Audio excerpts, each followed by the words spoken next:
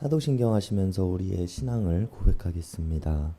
전능하사 천지를 만드신 하나님 아버지를 내가 믿사오며 그 외아들 우리 주 예수 그리스도를 믿사오니 이는 성령으로 잉태하사 동정녀 마리아에게 나시고 본디오 빌라도에게 고난을 받으사 십자가에 못 박혀 죽으시고 장사한 지 사흘 만에 죽은 자 가운데서 다시 살아나시며 하늘에 오르사 전능하신 하나님 우편에 앉아 계시다가 저리로서 산 자와 죽은 자를 심판하러 오시리라.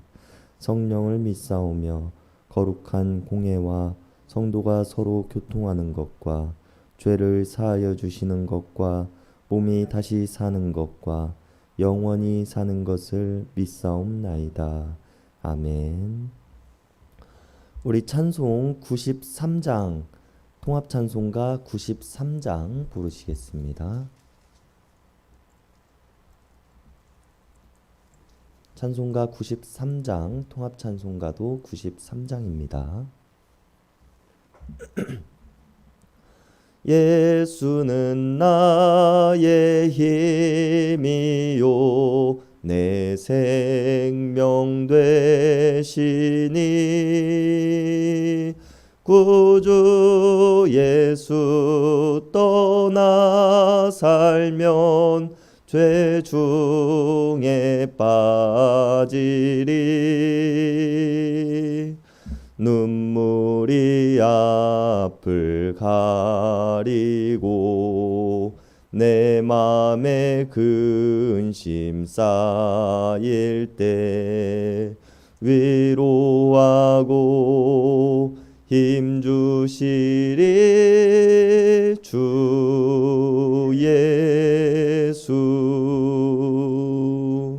예수는 나의 힘이요 내 친구 되시니 그녀를 간구하면 풍성히 받으리. 햇빛과 비를 주시니 주수할 곡식 많도다. 귀한 열매 주시느니 주 예수. 예수는 나의 힘이요 내 기쁨 되시니 그 명령을 준행하여 늘 풍성하겠네.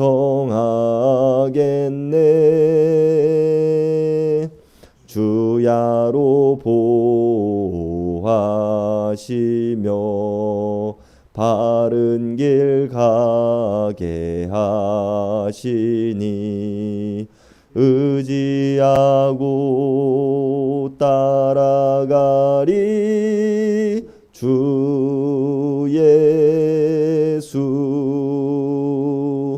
예수는 나의 힘이요 내 소망 되시니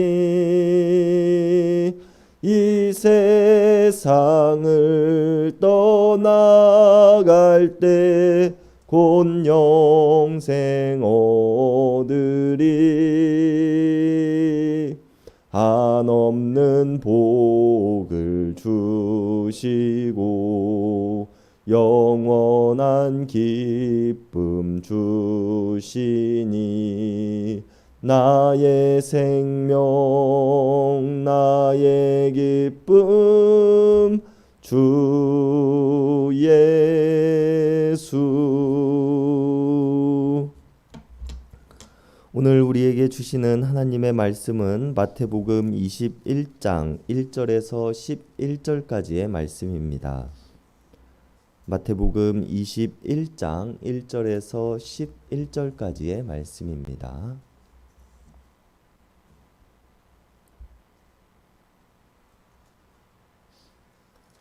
우리 한 절씩 교독하시겠습니다. 그들이 예루살렘에 가까이 가서 감람산 벳바게에 이르렀을 때에 예수께서 두 제자를 보내시며 이르시되 너희는 맞은편 마을로 가라. 왜냐하면 거기 내 나귀와 나귀 새끼가 그것을 보이니 또 내게로 끌고 오라. 만일 누가 무슨 말을 하거든 주가 쓰시겠다 하라. 그리하면 즉시 보내리라 하시니 그는 선지자를 통하여 하신 말씀을 유료하시리라 일렀으되 시온 딸에게 이르기를 내 왕이 내게 임하나니 그는 겸손하여 나귀 곧 멍에 매는 짐승의 새끼를 탔도다 하라 하였느니라. 제자들이 가서 예수께서 명하신 대로 하여 나귀와 나귀 새끼를 끌고 와서 자기들의 겉옷을 그 위에 얹음에 예수께서 그 위에 타시니 위에 네 가수는 그들의 겉옷을 위에 펴고 다른 이는 나뭇가지를 베어 위에 펴고 앞에서 가고 뒤에서 따르는 무리가 소리 높여 이르되 호산나 다윗의 자손이여 찬송하리로다. 주의 이름으로 오시는 이여 가장 높은 곳에서 호산나 하더라. 예수께서 예루살렘에 들어가시니 온 성이 소동하여 이르되 이는 누구냐 하거늘 다 같이 읽으시겠습니다. 무리가 이르되 갈릴리 나사렛에서 나온 선지자 예수라 하니라. 아멘. 예수님은 제자들을 데리고 예루살렘으로 향하셨습니다. 갈릴리와 그 주변의 동네들이 예수님의 주요 활동 지역이었지만 이제 예수님께서는 예루살렘으로 향하셨고 그곳에서 진정한 하나님의 뜻을 전하고자 하셨습니다. 그리고 예루살렘에 입성하시는 예수님의 선택은 나귀를 타고 가는 것이었습니다. 제자들로 하여금 나귀가 있는 곳을 알려주시고 나귀를 가져오게 하셨으며 제자들이 가져온 나귀를 타고 예루살렘으로 향하십니다. 4절의 말씀을 보면 이러하신 예수님의 행동이 선지자를 통하여 하신 말씀을 이루려 하심이었다고 오늘 성경은 이야기를 합니다. 오늘 본문의 5절 말씀이 그 내용입니다. 5절의 말씀입니다. 시온 딸에게 이르기를 내 왕이 내게 임하나니 그는 겸손하여 나귀 곧 멍에 매는 짐승의 새끼를 탔도다 하라 하였느니라. 이 말씀은 스가랴의 말씀으로 포로에서 귀환한 이스라엘 사람들이 오실 메시아를 통하여 이스라엘이 다시 옛 영광을 찾을 것에 대한 기대로 쓰여졌던 글입니다. 스가랴 9장 9절의 말씀에 오늘 본문 5절의 말씀이 기록되어져 있으며 오늘 예수님께서는 스가랴 선지자의 말씀을 이루셨다고 마태복음의 저자는 이야기를 하고 있는 것입니다. 그리고 우리는 한 가지 사실에 집중하면서 오늘의 말씀을 살펴보아야 합니다. 스가랴 9장 9절의 다음 말씀에서 이렇게 오실 왕이 어떠한 왕이신가에 대해서 이야기를 하고 있는 부분입니다. 스가랴서 9장 10절의 말씀을 제가 읽어드리겠습니다. 내가 에브라임의 병거와 예루살렘의 말을 끊겠고 전쟁하는 활도 끊으리니 그가 이방 사람에게 화평을 전할 것이요 그의 통치는 바다에서 바다까지 이르고 유브라데 강에서 땅끝까지 이르리라. 스가랴서는 나귀를 타고 오시는 왕이 에브라임의 병거와 예루살렘의 말을 끊겠고 전쟁하는 활도 끊으실 분이라고 이야기를 합니다. 또한 이방 사람들에게 화평을 전하실 분이시며 그의 통치는 온 땅에 이루어질 것이라고 이야기를 합니다. 당시 많은 사람들이 생각하던 왕의 모습과는 다른 모습의 왕을 이야기하고 있는 것입니다. 당시의 사람들이 생각하는 왕의 모습이란 큰 군사력을 가지고 큰 국력을 세우며 다른 나라에 큰 영향을 끼칠 수 있는 모습의 왕이었습니다. 그러나 오늘 나귀를 타시고 예루살렘으로 들어가시는 예수님은 전쟁의 도구인 병거와 활과 말을 끊으실 분이시며 화평을 전하실 왕이었다는 것입니다. 그런데 당시 이처럼 말을 타고 성문을 지나 많은 사람들의 환호를 받으며 들어오는 모습은 개선 장군이나 왕이 행진할 때의 모습을 연상시킵니다. 10절의 말씀에서 이런 소식을 전해 들은 성의 사람들이 소동하였다는 것도 개선 장군이나 어떠한 왕이 예루살렘에 입성하게 된다면 당연히 자신들이 알고 있어야 하지만 아무런 소식도 없이 누군가가 성에 들어왔다는 것에 소동이 일어날 수밖에 없었다는 것을 우리는 알 수 있습니다. 이렇게 예루살렘으로 입성하시는 예수님을 맞이하기 위해 많은 사람들이 거리로 몰려 나왔습니다. 자신들을 구원해 주실 왕, 자신들을 로마의 압제로부터 해방시켜 줄 왕이라고 생각했기 때문입니다. 그렇기에 오늘 본문 9절의 말씀을 보면 예수님을 맞이하기 위해 나온 사람들은 예수님을 호산나 다윗의 자손이여 라고 외치고 있는 것입니다. 사람들은 예수님께서 다윗의 자손임을 강조하고 또 환호했습니다. 다윗 왕의 자손이라는 것이 이스라엘 사람들에게는 큰 의미로 다가왔기 때문입니다. 다윗 왕은 어떠한 왕이었습니까? 이스라엘을 가장 강력한 나라로 만들었던 왕이었습니다.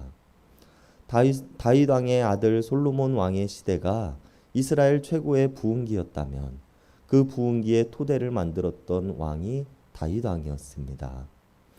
그렇기에 이스라엘의 수많은 사람들은 로마의 꼭두각시와도 같은 헤로드 왕이 아니라 다시 다윗 왕과 같은 왕이 다시 자신들을 다스려 주기를 원하였습니다. 예수님의 입성을 환영하는 인파들이 그 열망을 강하게 보여주고 있는 것입니다. 강한 힘으로 로마에 대항해 싸워 이길 수 있는 왕을 기다리는 모습을 말입니다. 그렇기에 오늘 예수님을 맞이하러 나온 사람들에게 있어서 예수님께서 다윗 왕의 자손이라는 것이 매우 중요한 점으로 생각되어졌습니다. 그러나 우리가 기억해야 할 것은 다윗 왕이 단지 힘이 강력하고 전쟁을 잘하던 왕이기만 했다는 것은 아니라는 것입니다. 다윗 왕은 하나님을 경외할 줄 아는 왕이었으며 하나님의 크신 능력을 의지할 줄 아는 왕이었습니다. 그러나 사람들은 이러한 다윗 왕의 이면의 모습은 보지 못하고 단지 강력한 힘만을 바라보았으며 이 땅에 하나님 나라를 전하러 오신 예수님을 정치적 메시아로만 바라보게 되는 실수를 범하게 됩니다. 그리고 이런 실수를 범한 사람들은 예수님의 모습이 자신들이 원하던 메시아의 모습이 아니자 예수님을 십자가에 못 박으라고 외치는 사람들이 됩니다. 예수님을 맞이하던 군중들은 하나님의 뜻을 듣기 위함도 아니었으며 예수님의 가르치심을 듣기 위함도 아니었습니다. 어제 야고보와 요한의 어머니가 자신의 자녀들을 좌편과 우편에 앉게 해달라던 요청처럼 자신들의 요구를 들어줄 만한 메시아를 찾고 있었던 것입니다. 로마를 무찌르고 다시 이스라엘의 영광을 되찾는 것에만 관심이 있었던 사람들이었다는 것입니다. 그리고 이처럼 자신들의 요구를 충족시켜줄 사람이 아니라고 생각되자 십자가에 못 박을 것을 이야기하고 있는 것입니다. 그리고 우리들의 모습은 어떠합니까? 오늘 예수님을 맞이하러 나갔던 사람들과 같이 우리들의 요구를 들어줄 만한 메시아를 우리들은 찾고 있는 모습은 아닌지요? 우리들은 우리들의 요구를 들어줄 메시아를 찾기 위해 하나님을 믿고 예수 그리스도를 주로 고백하는 것이 아닙니다. 우리를 자신의 형상대로 만드시고 우리를 먼저 사랑하신 하나님을 우리는 믿고 따를 뿐입니다. 그리고 그런 우리들에게 가장 중요한 것은 하나님께서 우리들에게 요청하시는 것을 우리가 따르는 모습이 되어야 한다는 것입니다. 하나님께서는 우리들에게 칼을 쳐서 쟁기를 만들고 창을 쳐서 낫을 만들라고 하셨습니다. 평화의 왕으로 이 땅에 오신 예수님께서는 평화를 위해 일하는 사람에게는 복이 있다라고 말씀하셨습니다. 그러나 우리는 쟁기를 쳐서 칼을 만들고 낫을 쳐서 창을 만듭니다. 서로를 사랑하라고 하신 하나님의 말씀을 따르지 못하며 우리들의 계획들을 이루어 달라는 기도만 하고 있을 뿐입니다. 우리들의 이러한 모습들이 오늘 예수님을 맞이하러 나갔지만 자신들이 생각하던 메시아와 다르다고 하여서 예수님을 십자가에 못 박으라고 했던 군중들과 무엇이 다를까요? 우리들이 오늘 말씀을 통하여서 진정으로 하나님의 뜻을 따르는 삶, 우리에게 평화의 왕으로 오신 예수님께서 우리들에게 원하시는 삶이 무엇인지 생각해 볼 수 있는 시간들이 되었으면 좋겠습니다. 우리가 예수님의 뜻을 따름을 통하여 이 땅의 전쟁을 위한 병거와 말과 활이 끊어지며 하나님의 평화의 메시지가 바다에서 바다까지 이룰 수 있도록 노력하는 우리들 모두가 되기를 바랍니다. 기도하시겠습니다. 평화의 왕으로 오신 예수님, 우리에게 진정한 평화의 모습을 보여주시고 우리가 살아가야 할 길을 보여주시니 감사합니다. 예수님을 따르며 살겠노라 고백한 우리들이지만 우리는 평화의 왕으로 오신 예수님을 따르지 못하고 여전히 서로에게 상처를 주고 서로에게 아픔을 주며 살아가고 있습니다. 이런 우리들을 용서하여 주시옵소서. 우리가 우리들의 계획을 가지고 우리들의 계획을 이루어 주실 메시아만을 찾고 있지는 않는지 돌아봅니다.